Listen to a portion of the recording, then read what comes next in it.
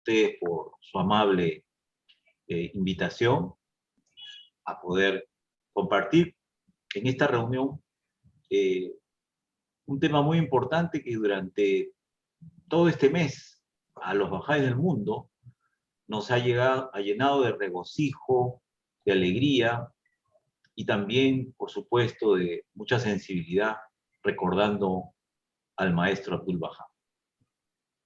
Entonces, voy a compartir pantalla con ustedes para apreciar unas diapositivas que he preparado para esta sesión. En realidad, amigos, cada año los bajáis de todo el mundo celebramos la unidad de nuestra fe y la unidad esencial de todas las religiones en un día sagrado bahá'í llamado el Día de la Alianza. Este día sagrado reconoce y honra el nombramiento de Abdul Baha como el centro de la alianza de Baha'u'lláh, representando la línea ininterrumpida y unificada de guía espiritual que salvaguarda la fe bahá'í de la división y la desunión. Luego del fallecimiento de Abdul Baha, la alianza bahá'í continuó cuando en su propia voluntad y testamento nombró a Shoghi Effendi como guardián de la fe bahá'í y tomó disposiciones para la elección global de la Casa Universal de Justicia. Esa alianza, amigos, preparó el camino para que la comunidad mundial bahá'í hiciera la transición de una sucesión hereditaria a una democrática. La primera elección de la Casa Universal de Justicia, institución suprema de la fe bahá'í, tuvo lugar en el año 1963, justamente 100 años después de que Baha'u'lláh proclamara el comienzo de su fe. Esta alianza bahá'í, que constituye una clara línea de sucesión que ha mantenido intacta e inviolable la unidad de la fe bahá'í, sirve no solo para unir y cohesionar los corazones de los bahá'ís de todo el mundo, sino que también demuestra a toda la humanidad que podemos lograr una unidad más global que incluya a todos los pueblos y naciones. Queridos amigos, recordemos a continuación algunos pasajes históricos del amado maestro Abdul Baha, el centro de la alianza.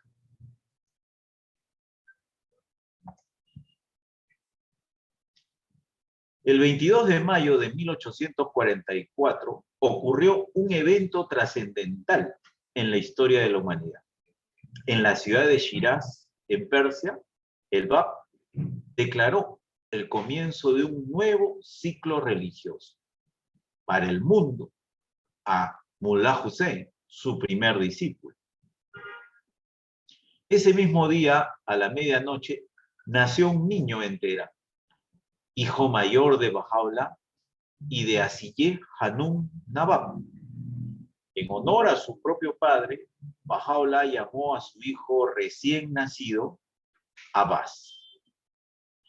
Así como la declaración del Bab, el heraldo de Baha'u'lláh, tuvo lugar esa noche memorable, el nacimiento de la persona que estaba destinada a convertirse en el receptor de su gran revelación. Baha'u'lláh se refirió a él de diversas formas, como el misterio de Dios, el maestro, ejemplo perfecto y la más grande rama. Abbas, tiempo más tarde, optó por llamarse Abdul Baha, el siervo de Baha, el siervo de la gloria, y por su vida de servicio a la humanidad, llegó a ser conocido como la personificación viviente y ejemplo de las enseñanzas de Baha'u'lláh. Cuando Baha'u'lláh fue encarcelado en el Siyah Chal a causa de su labor como defensor y figura señera de la fe babí, su riqueza fue confiscada.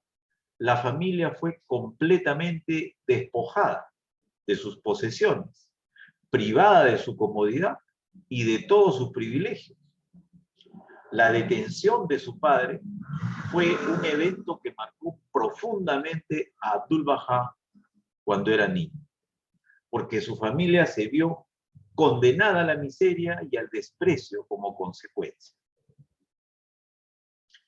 Abdul-Bahá tenía 9 años de edad cuando acompañó a Baha'u'lláh en todos sus exilios, desde Persia hasta la capital del Imperio Otomano y finalmente hasta Palestina.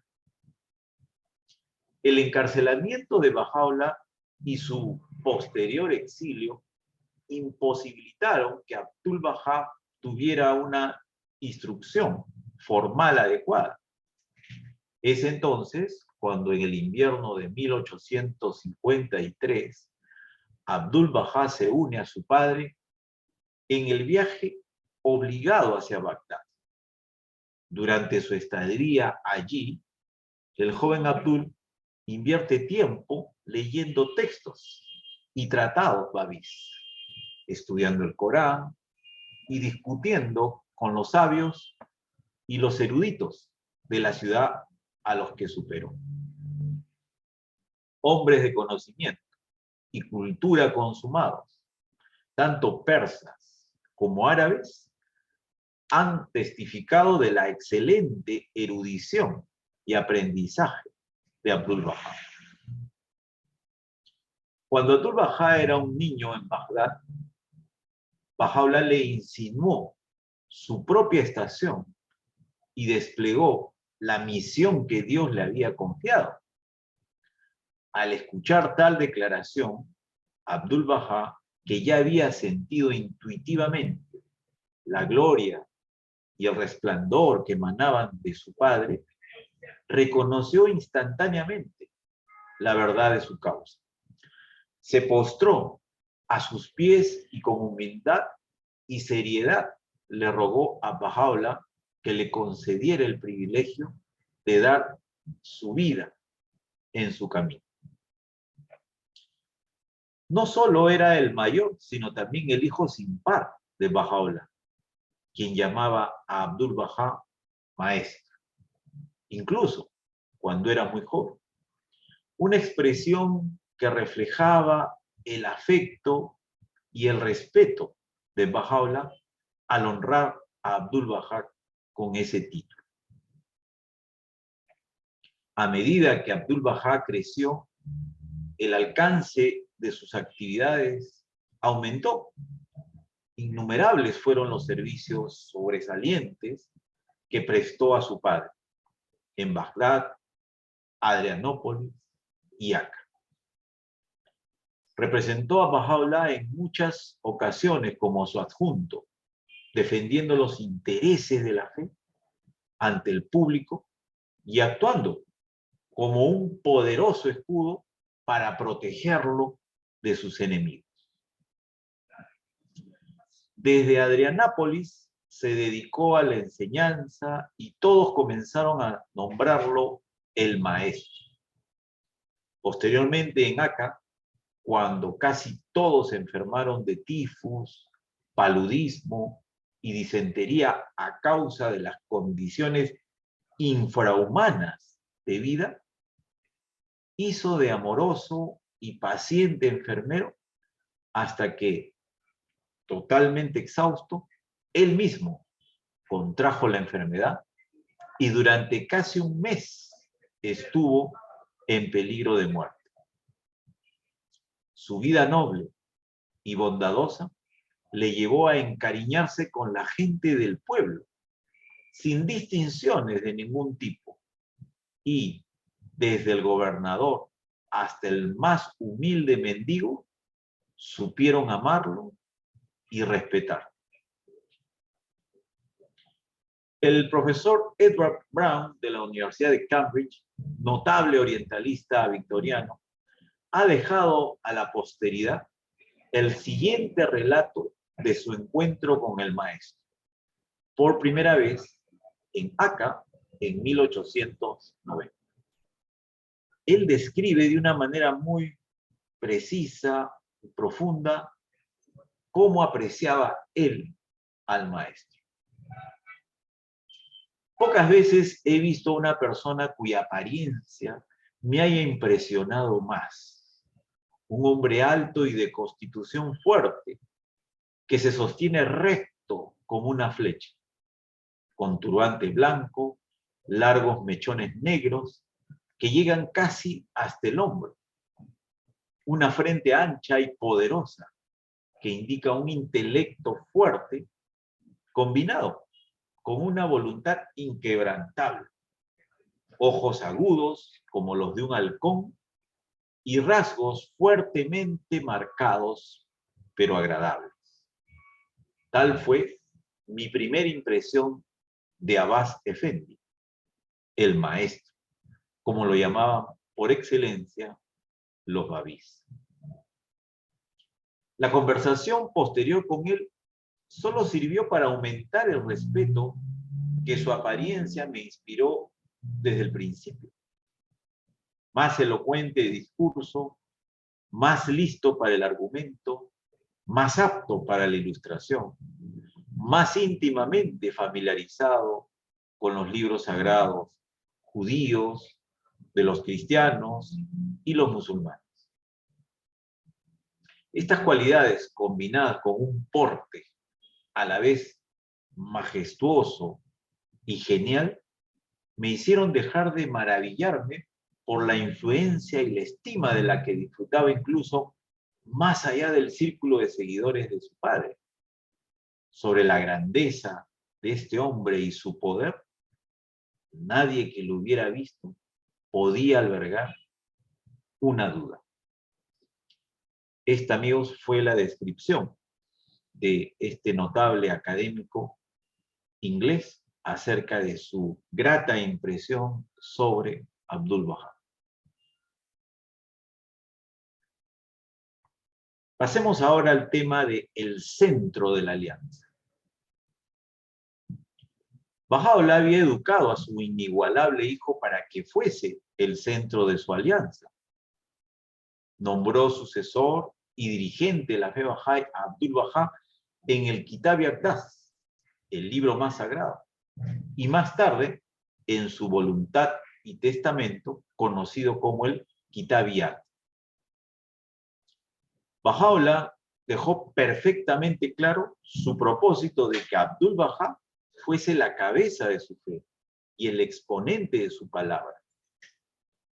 Aquí encontramos una cita en el Kitab-i-Aqd, donde Bahá'u'lláh escribió: examinad lo que hemos revelado en nuestro libro más sagrado. Cuando el océano de mi presencia haya menguado y haya tocado a su fin el libro de mi revelación, volved vuestros rostros hacia aquel a quien Dios ha designado, quien ha brotado de esta antigua raíz. Este verso sagrado no alude sino a la más grande rama, Abdul-Bahá. De este modo, os hemos revelado benévolamente nuestra potente voluntad y en verdad, yo soy el munífico, el todopoderoso. A través de estos escritos, amigos, Bahá'u'lláh estableció un pacto poderoso e irrefutable con sus seguidores, sin precedentes en los anales de religiones pasadas. El pacto hecho por la manifestación de Dios con sus seguidores con respecto a su sucesor inmediato se conoce como el pacto menor.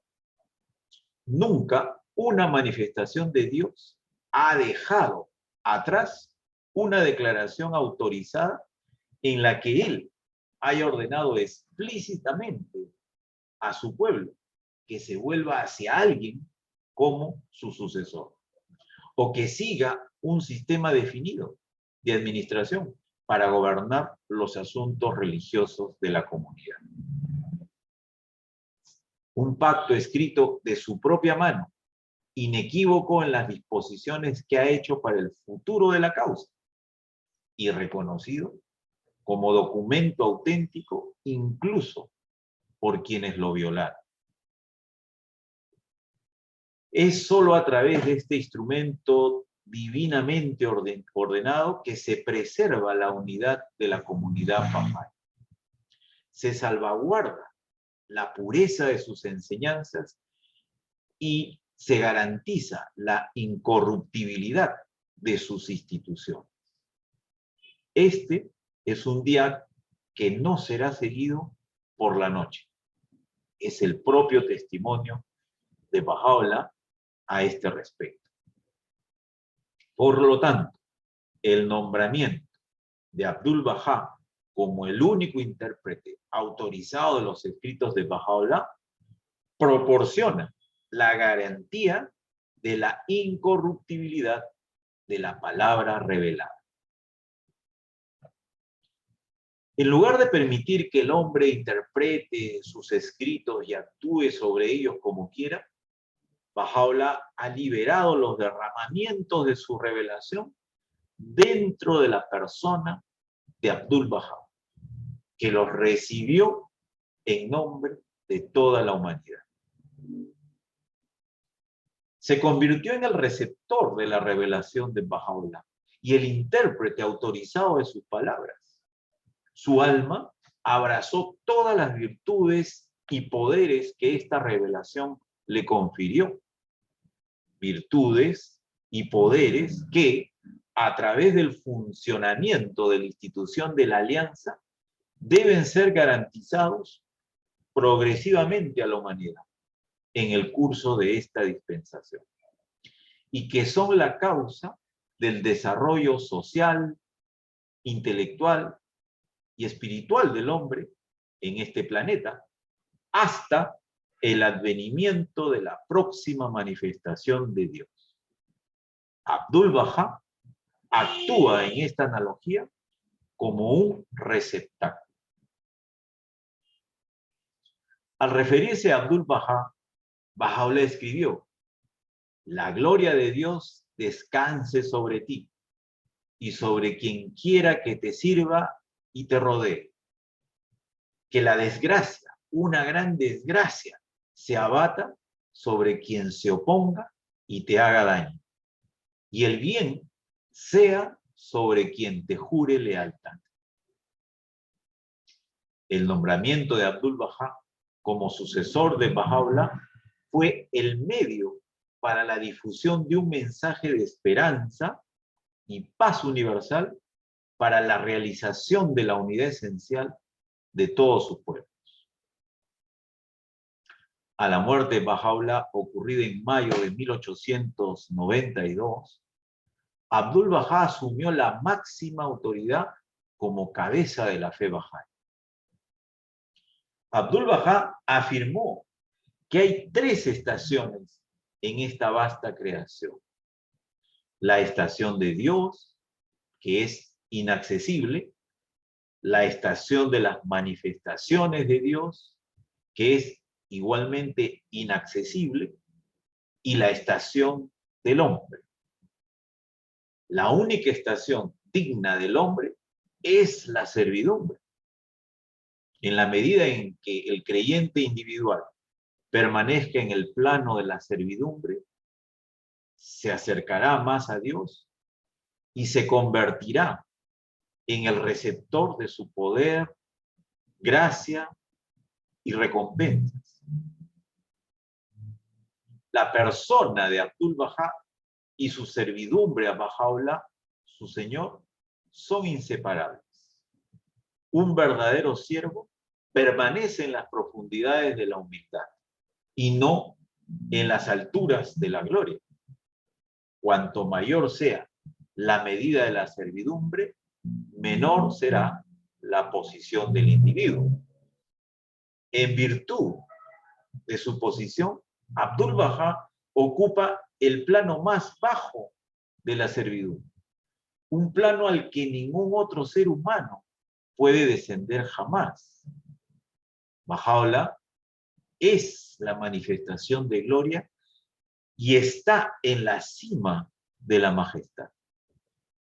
Abdul-Bahá está en el polo opuesto de la servidumbre y el desinterés absoluto. Bahá'u'lláh, amigos, puede ser comparado con la cima de una montaña. Abdul-Bahá como el valle más bajo. Cuando el agua baja de la cima de la montaña, todo se acumulará en el valle más profundo. De la misma manera, la palabra de Dios, enviada desde el cielo de la divina declaración, impregnó tanto la persona de Abdul-Bahá que se convirtió en un digno portador de las energías latentes dentro de la revelación de Bahá'u'lláh. Todo su ser se convirtió en la encarnación de toda virtud, un espejo que refleja la luz de gloria arrojada sobre él por Bahá'u'lláh.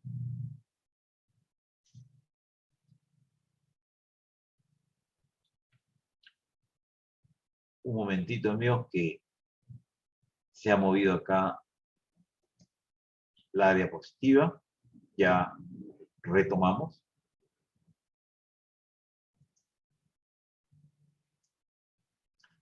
La infalibilidad más grande mencionada por Bahá'u'lláh es inherente a la manifestación de Dios y nadie puede compartirlo. Abdul-Bahá no poseía esto, pero Bahá'u'lláh le confirió infalibilidad.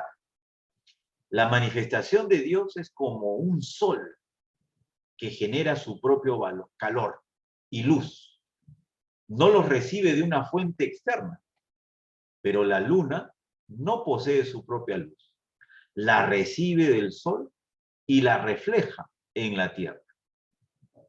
Del mismo modo, Bahá'u'lláh actúa como el sol de la verdad y Abdul-Bahá como la luna de esta dispensación. Abdul-Bahá fue creado por Dios con el único propósito de convertirse en el receptor de la revelación de Dios en esta era. Nunca sabremos su verdadera posición, porque él era el misterio de Dios, un título que le confirió Bahá'u'lláh. Él fue el regalo invaluable de Bahá'u'lláh a la humanidad. En el Suri Inkush, Bahá'u'lláh testifica esta verdad. Lo hemos enviado en forma de templo humano. Bendito y santificado sea Dios, que crea todo lo que quiera a través de su decreto inviolable.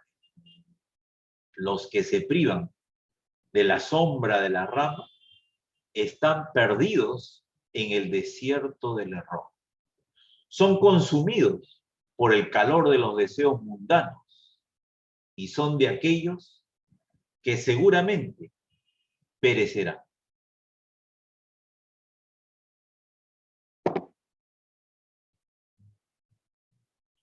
Pasemos ahora, amigos, a revisar en qué consistió el ministerio de Abdul-Bahá. Abdul-Bahá asumió el cargo que su padre había señalado claramente para él, jefe de la causa y autorizado intérprete de las enseñanzas. Pero algunos de sus parientes se le opusieron severamente y trataron de despertar discordia entre los creyentes. Al fracasar en esto, procedieron a presentar al gobierno turco varias acusaciones falsas contra Abdul-Bahá.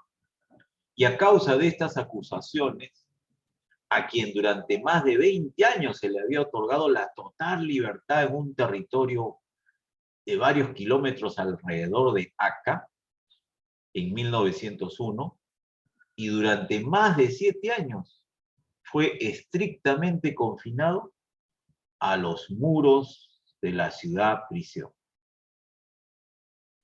En 1908, la revolución de los jóvenes turcos, que liberó a todos los prisioneros políticos e incluso religiosos del Imperio Otomano, liberó a Abdul Bahá de 64 años de edad, quien se vio repentinamente libre de salir de Palestina e intervenir de modo más directo en la expansión y consolidación de la fe bahá'í en Occidente. Aquí vemos una antigua fotografía de justamente parte de esos momentos de la revolución de los jóvenes turcos.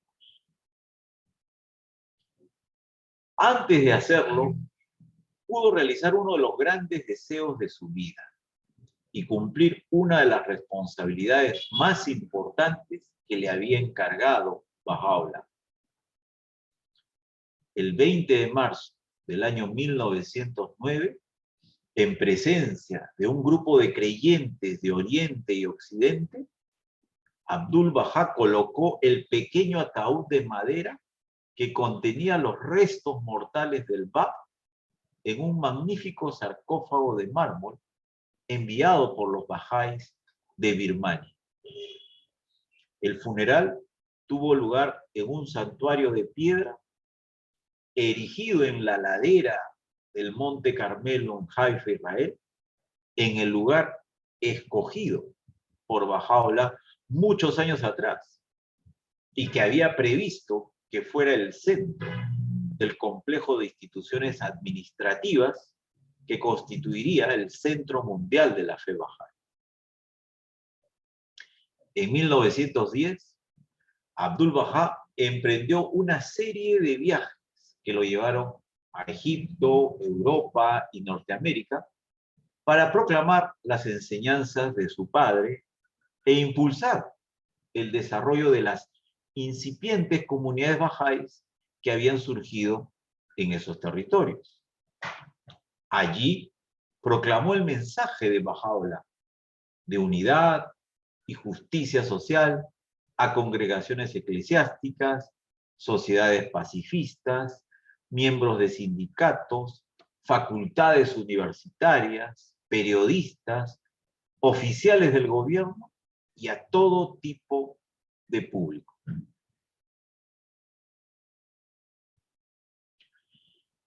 En esos tiempos, los seguidores de la fe bahá'í aún eran unos pocos miles en todo Occidente.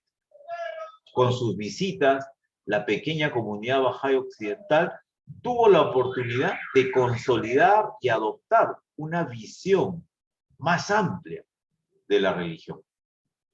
Esto atrajo la atención de líderes de otras religiones, académicos y activistas sociales, así como de periodistas, quienes cubrieron ampliamente las visitas de Abdul Bahá. Durante estos viajes, Bahiyeh Hanum, su hermana, la rama más pura, recibió el cargo de jefa interina de la fe. Amigos, amigas, acá podemos ver en la parte superior algunas fotografías de aquellos años. Primero, en el lado izquierdo, tenemos a Abdul Bahá y su comitiva debajo de la Torre de Eiffel en París en el año 1912. Luego, Abdul Bahá en Londres.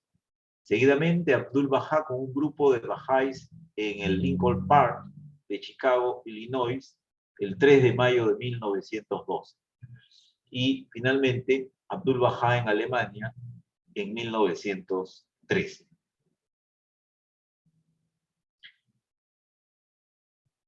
Veamos un interesante extracto de algunas instrucciones dadas por el maestro Abdul Bahá y que estas fueron recopiladas para luego ser publicadas en un conocido libro, ¿no? Star of the West. Un momentito.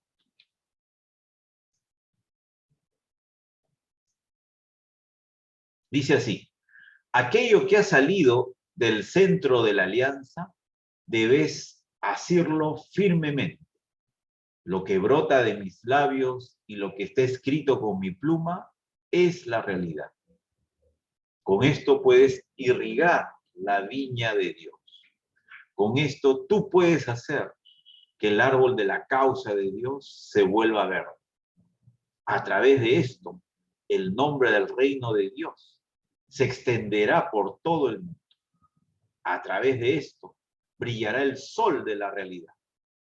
A través de esto, se derramarán las nubes de la misericordia. Extracto de algunas instrucciones dadas por Abdu'l-Bahá a varios amigos en América en julio de 1912. En las décadas siguientes a su visita, la comunidad estadounidense creció sustancialmente y luego se extendió por América del Sur, Australia, Asia, África subsahariana y el Lejano Oriente. Muchas de sus conferencias y charlas de Abdu'l-Bahá fueron grabadas y se han publicado en libros bajo los títulos de La sabiduría de Abdu'l-Bahá y la promulgación de la paz universal. Sus viajes y sus tablas del plan divino ayudaron a expandir la fe bahá'í más allá de Persia, su lugar de origen. Su serie de tratados y escritos sentaron las bases de la actual administración bahá'í. En su calidad de intérprete autorizado de las enseñanzas de Baha'u'lláh, Abdu'l-Bahá se convirtió en la voz viviente del libro, el exponente de la palabra.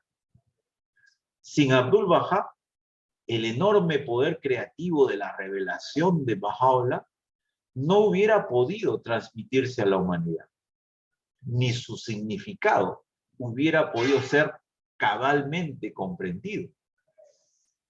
Abdu'l-Bahá clarificó las enseñanzas de la fe de su padre, amplió su doctrina y delimitó los rasgos centrales de sus instituciones administrativas. Fue él la guía infalible y el arquitecto de una comunidad en ebullición. Además, quedó investido por Baha'u'lláh con las virtudes de perfección en lo personal y en el trato, a fin de que la humanidad pudiera disponer de un ejemplo duradero que emular.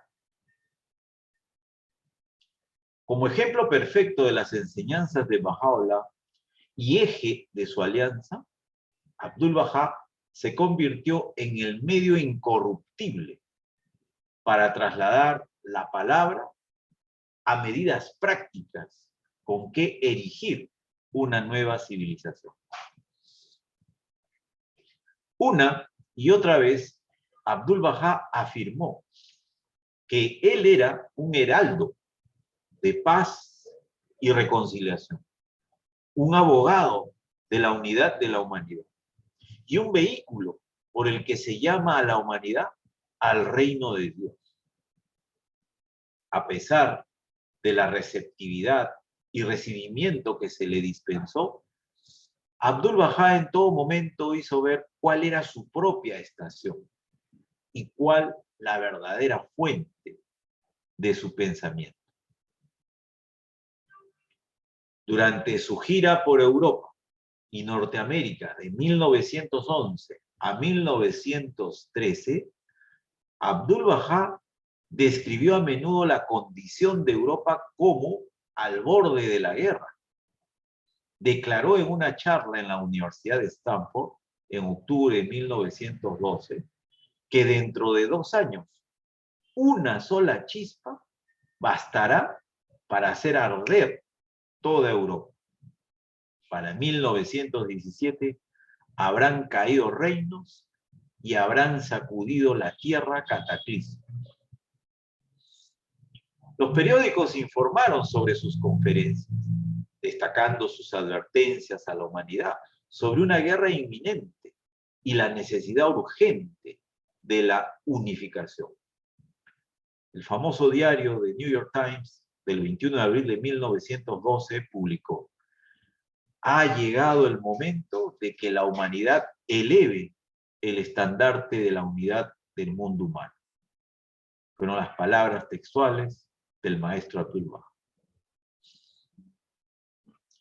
En el Montreal Daily Star del 31 de agosto de 1912 se publicó: Apóstol de la Paz, aquí, predice una guerra espantosa en el viejo mundo. Aparentemente, la era de la paz universal no se iniciaría antes de que haya librado una guerra de proporciones colosales. Una guerra así sería la más espantosa de la historia del mundo. Hoy en día, Europa se dirige directamente hacia esto. Otro titular de El Buffalo Courier del 11 de septiembre de 1912 dijo: el apóstol persa de la paz predice una guerra en Europa. Y Abdul Baha declaró: el continente de Europa es un vasto arsenal que solo requiere una sola chispa en sus cimientos y toda Europa se convertirá en un desierto echado a perder.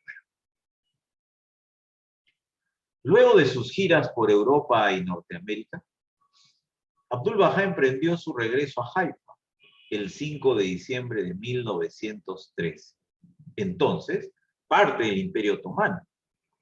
Consciente de la guerra que se avecinaba, tomó medidas para proteger a la comunidad Bahá'í bajo su administración y para evitar una hambruna en la región. Menos de un año después de su regreso a Haifa, estalló la guerra en Europa, en julio de 1914. Austria-Hungría declaró la guerra a Serbia, dando comienzo a la Gran Guerra. Cuando el Imperio Otomano se unió a las potencias centrales de Alemania y Austria-Hungría, las potencias aliadas, entre las que se incluían Francia, Gran Bretaña y eventualmente Estados Unidos, formaron un bloqueo estricto alrededor de Haifa. Por lo tanto, la comunicación y los viajes dentro y fuera de la zona eran casi imposibles. Haifa y Akka fueron arrastrados a la histeria de la guerra. Posteriormente, Shoghi Effendi escribió sobre Abdul Baha durante este tiempo en el libro Dios pasa. La agonía colmaba su alma ante el espectáculo de la carnicería humana, provocada por el fracaso de la humanidad en responder al emplazamiento que él había emitido o en entender a los avisos que él dio. A lo largo de su ministerio como cabeza de la fe Bahá'í, Abdul Baha mantuvo correspondencia constante con los bahá'ís de todo el mundo, pero durante la guerra, su comunicación con quienes estaban fuera de Tierra Santa se vio duramente restringida. Trabajó incansablemente para promover la paz y velar por la seguridad y el bienestar de la población de Akka y Haifa. Durante este tiempo, Abdul Baha elaboró dos de sus obras más conocidas: A los que fueron fieles y Tablas del Plan Divino. La primera fue escrita en el año 1915 y es un relato de las vidas de algunos de los primeros creyentes bahá'ís que caminaron cada uno por su propio sendero espiritual y mediante su ejemplo enseñaron a sus congéneres a vivir y a morir.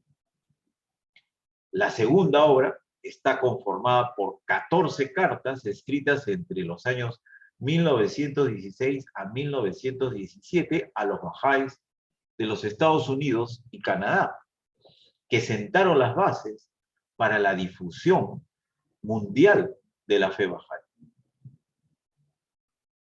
Estas cartas colectivas, junto a las tablas del Carmelo, escrita por Baha'u'lláh, Al-Kitab y Aqdas y la voluntad y testamento de Abdul Baha fueron descritas por Shoghi Effendi como los 4 documentos directrices en la fe Bahá'í.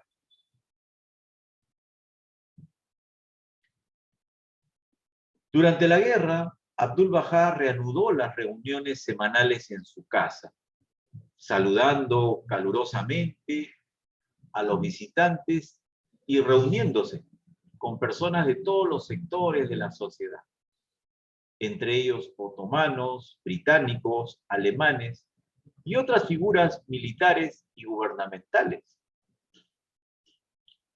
El 23 de septiembre de 1918, durante el último año de la Primera Guerra Mundial, los soldados indios desempeñaron un papel decisivo en la batalla de Haifa. En lo que se cree fuera una de las últimas cargas de caballería en la historia militar moderna, los soldados llevaron a cabo un ataque que permitió a las fuerzas británicas capturar Haifa de manos del ejército otomano. Con ello, también garantizaron la seguridad de Abdul Baha. En esta fotografía, amigos, podemos ver a los lanceros indios que marchan por Haifa después de haberla conquistado a los otomanos. Esta fotografía es del Museo Británico de Guerra. Finalmente, el 11 de noviembre de 1918, culminó la Primera Guerra Mundial. En una ceremonia celebrada el 27 de abril de 1920, Abdul Baha fue galardonado por la monarquía británica con la Orden del Imperio Británico, otorgándole el título de Sir Abbas Effendi por su trabajo humanitario en ayudar a los ciudadanos del mandato británico de Palestina durante la Primera Guerra Mundial. Veamos algunas fotos de los últimos años del maestro en Haifa. En el lado izquierdo superior vemos a Abdul Baha que camina fuera de su casa en el número 7 en la calle Haparsim en Haifa en 1919. Luego, en el lado derecho, la foto grande, vemos que en 1920 se muestra a Abdul Baha caminando desde su casa. Y en la parte inferior del lado izquierdo vemos a Abdul Baha sentado en su carruaje por la playa en su camino de regreso a Haifa desde Bahji en octubre de 1921. A la edad de 77 años, el 28 de noviembre de 1921, el líder de la comunidad Bahá'í, Abbas Effendi Abdul Baha, llamado cariñosamente el maestro, hijo de Baha'u'lláh y el centro de su alianza, muy amado y reverenciado en todo el mundo por su servicio a la humanidad y su defensa de la paz y la unidad, ascendió al reino de Dios. Un día después, más de 10.000 personas asistieron a su funeral, judíos, cristianos y musulmanes. De todas las confesiones y credos se reunían en el Monte Carmelo, en Tierra Santa, para rendir su último homenaje a un ser celebrado como la esencia de la virtud y la sabiduría, del conocimiento y la generosidad. Esta foto, amigos, muestra el inicio de la procesión fúnebre fuera de la casa de Abdul Baha en Haifa, al pie del Monte Carmelo. El alto comisionado británico de Palestina escribió: una gran multitud se había reunido, triste por su muerte, pero regocijándose también por su vida. El gobernador de Jerusalén dijo: nunca he conocido una expresión más unida de lamento y respeto de la que surgió por la simplicidad de la ceremonia. Los líderes mundiales enviaron cartas y telegramas. Inclusive Winston Churchill telegrafió de inmediato para transmitir a la comunidad Bahá'í en nombre del gobierno de su majestad su simpatía y condolencia. Pero la partida de Abdul Bahá también fue lamentada por los residentes más pobres de Tierra Santa, a quienes había amado, apoyado, alimentado y ayudado durante décadas, y durante lo que llamaron la gran aflicción, la larga guerra mundial.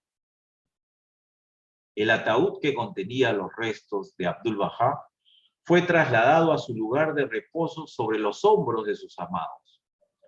La larga comitiva de condolientes, entre los sollozos y lamentos de muchos corazones afligidos, llevaron el féretro por el camino sinuoso hasta las faldas del Monte Carmelo. Su funeral fue sencillo y lo internaron en la ladera del Monte Carmelo en Palestina, actual Israel. Miles y miles de personas subieron la montaña.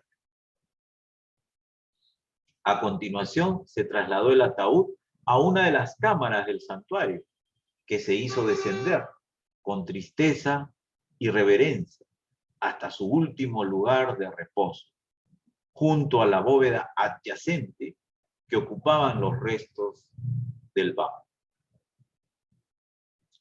Su nieto Shoghi Effendi Rabbani, a quien Abdul Bahá designó como el guardián de la fe Bahá'í en su testamento, más tarde resumió los últimos años terrenales del maestro, durante los cuales Abdul Bahá le pedía a los Bahá'ís que no se afligieran por su partida.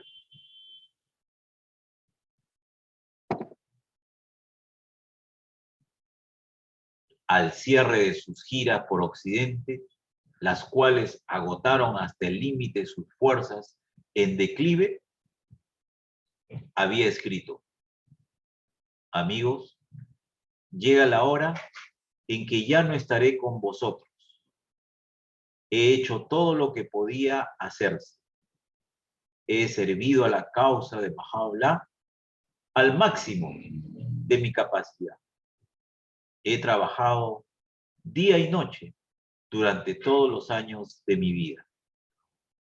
Cuánto anhelo ver a los creyentes compartiendo las responsabilidades de la causa. Mis días están contados y salvo esto, ya no me queda otra alegría. Abdul Bahá, a menudo referido amorosamente como el maestro o el ejemplo perfecto de lo que significa ser un Bahá'í, dejó un legado de gran servicio y devoción de por vida en los ideales Bahá'ís de paz, amor y unidad. En una carta dirigida a sus seguidores de Norteamérica, escribió: mi nombre es Abdul Bahá, mi cualificación, Abdul Bahá, mi realidad es Abdul Bahá, mi alabanza, Abdul Bahá, la esclavitud ante la bendita perfección es mi gloriosa y refulgente diadema, y la servidumbre ante toda la raza humana, mi religión perpetua. Ningún nombre, ni título, ni mención, ni recomendación poseo, ni poseeré, excepto la de Abdul Bahá.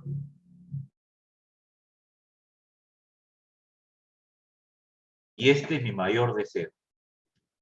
Esta es mi vida eterna. Esta es mi gloria sempiterna. Finalmente, amigos, amigas, deseo terminar esta presentación con un breve extracto de un video de una de las reuniones que tuvo Abdul Bahá en Nueva York durante su visita a Norteamérica. Teach mankind, follow me, be as I am,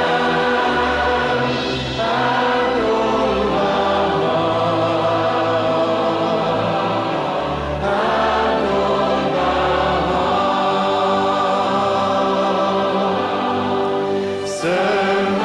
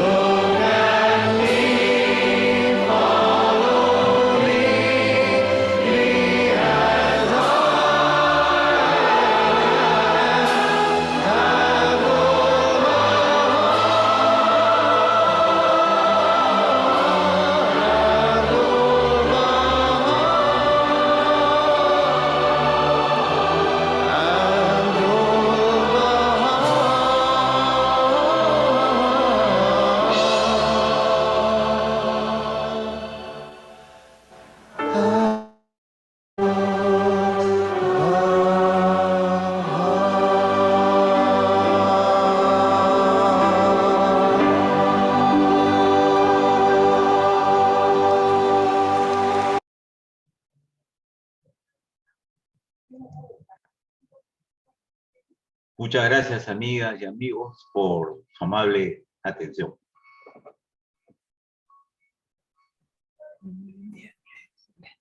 Realmente excelente. Hermoso.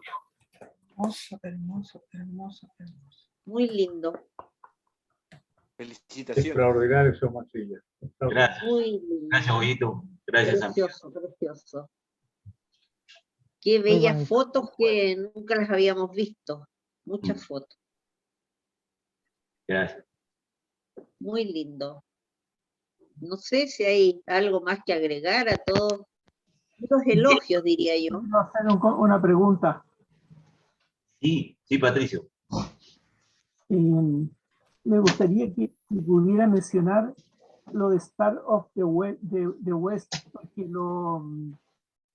lo había leído en o sea, siempre se menciona, pero ¿qué es lo que es Star of the West? ¿Qué parte específica? No, usted lo mencionó nomás. Ah, sí, es lo un mencionó libro. como un libro, pero no sé qué libro es ese. Sí, así se llama Estrellas del Oeste. Específicamente, este extracto se encuentra en el volumen 11, en el número 14, la sección número 14. La colección de Star of the West es una colección de libros que recopila, ¿no?, muchas de las enseñanzas y cartas del maestro. Ok, gracias. ¿Me permite cooperar un poco en la respuesta? Gracias. Adelante, Álvaro. Listo. Quería compartir nomás que Star of the West se publicó con la dirección del Guardián, la comunidad norteamericana, Estados Unidos y Canadá, con la dirección del Guardián, precisamente para conservar toda esa información y poder legarla a la posteridad y presentarla a la persona que investiga la fe, etcétera. Eso. Gracias. Gracias. Bien, gracias por tu alcance, Álvaro. Muy bien. Star of the West. Ya. Bien. No sé si hay algo más que agregar, preguntar. En realidad que está todo muy bellamente expresado. Pero si hay alguien que quiere agregar algo, ofrecemos la palabra. Si pudiera compartir el PowerPoint o el material audiovisual sería muy útil para las comunidades, Sí, porque está grabado. bien desarrollado los temas. Gracias. Muy buen trabajo, muy lindo su power también. Me gustó mucho las animaciones, que el mar se movía.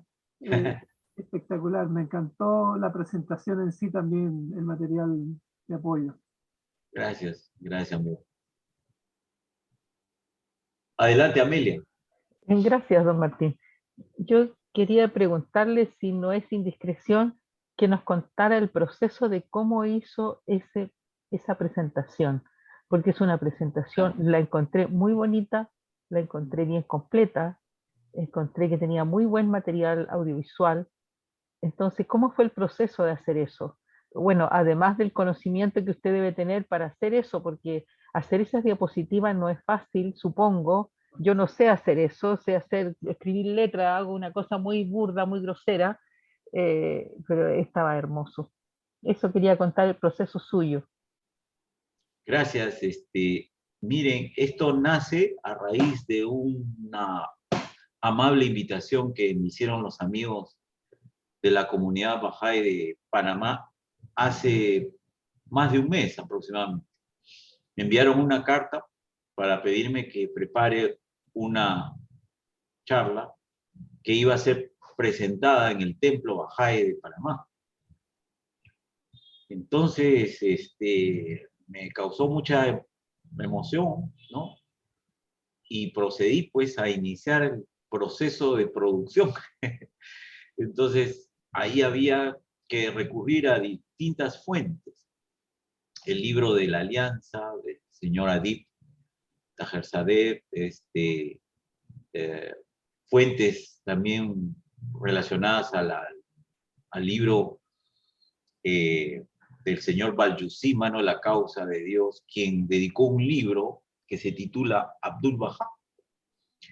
Y también navegando por las bibliotecas bahá'ís que están en internet, publicaciones, y ahí se inicia un proceso, pues, diríamos, de historiador, historiador amateur, de ir recopilando imágenes, fotografías que se relacionen con los contenidos históricos y temáticos, ¿no?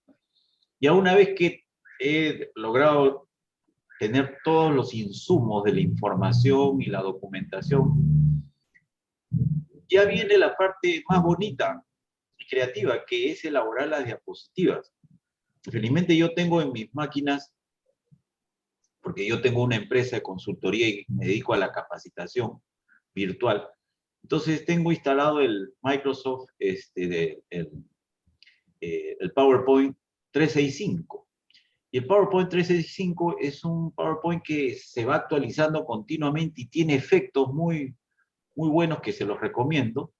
El Office 365, que permite opciones para inyectar, enlazar videos, capturar imágenes, formatos, y así se va construyendo en función a la inteligencia que el mismo formato a uno le brinda.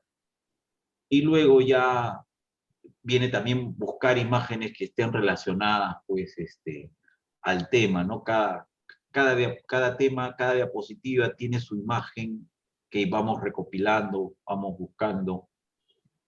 Y que un poquito mi experiencia como catedrático, como profesor universitario, que tengo que estar preparando clases permanentemente y capacitaciones, me hace fácil esto y es algo que disfruto mucho, porque la tecnología nos da cada día, pues, nos maravilla, ¿no?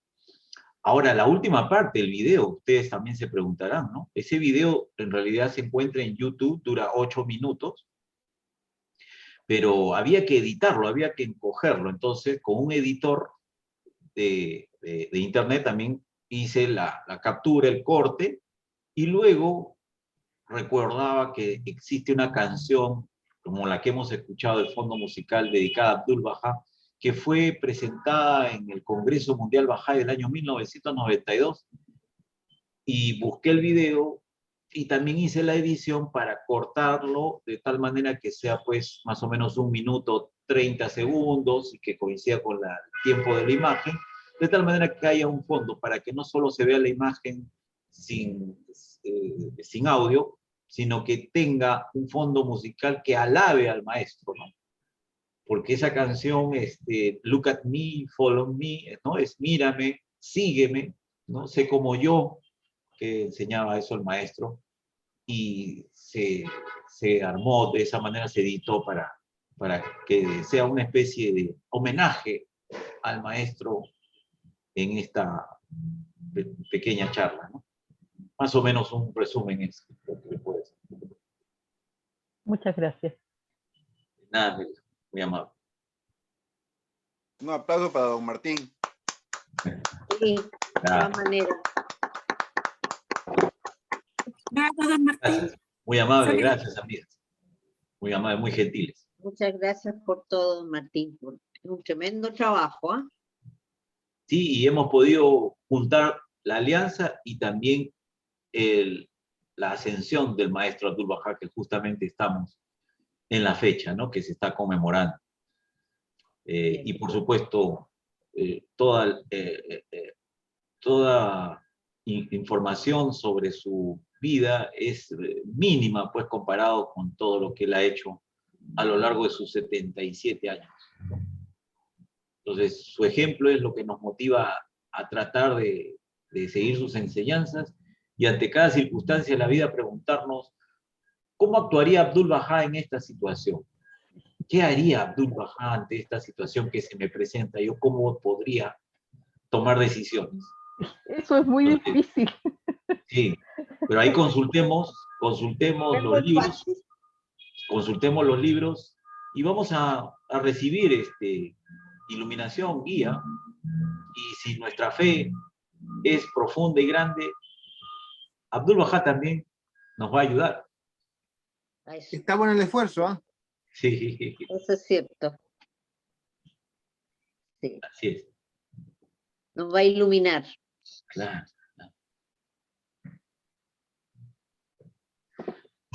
Bien, pues, no sé si hay algo más. A mí me encantó mucho ese video, emocionante el video último.